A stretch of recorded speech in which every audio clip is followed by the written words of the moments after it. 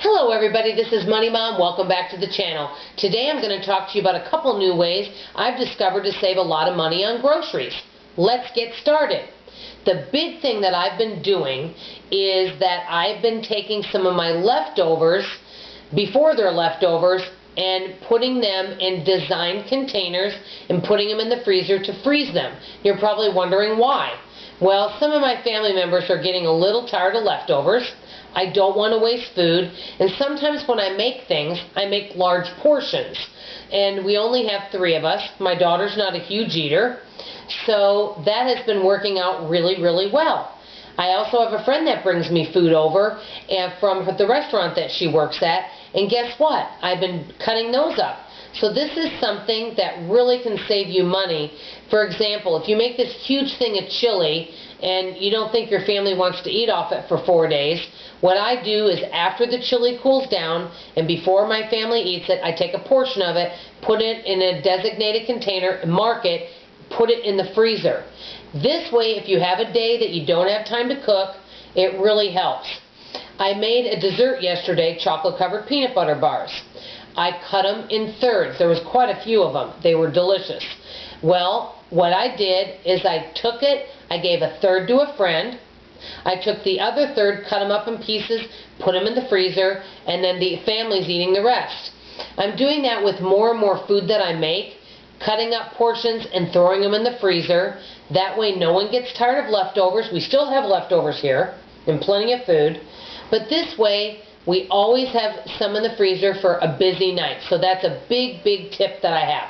The other huge tip, which I've already kind of gone over before, is I'm really trying to make more simple meals and picking things that don't have a lot of ingredients. A lot of great cooking videos out there. I love them, but a lot of times when I watch them, I'd have to spend tons of money going out buying all the ingredients and spices to make that item.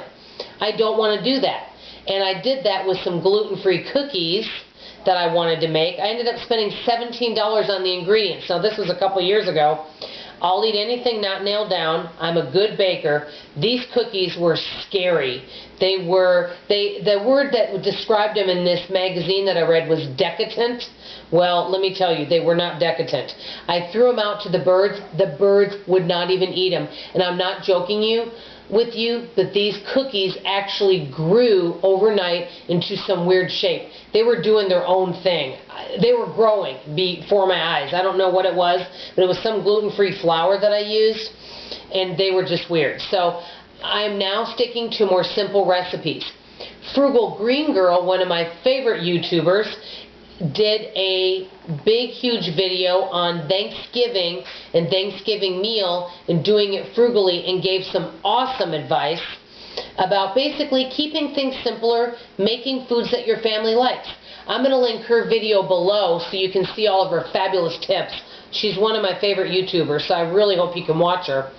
I definitely want to hear about any new ways that you're looking for to saving money on groceries, because I really think that so many times we have so much portions of food that we can't always eat them all. People get tired of leftovers, and if we start portioning them and putting things in the freezer or making simpler meals with less ingredients, also when we go to the store, making sure to buy what you know your family's going to eat, all of these things can really save a lot of money. I want to hear from you guys on how you save money on groceries, because every week I'm learning something new. Thanks everybody for watching. I love you. Bye.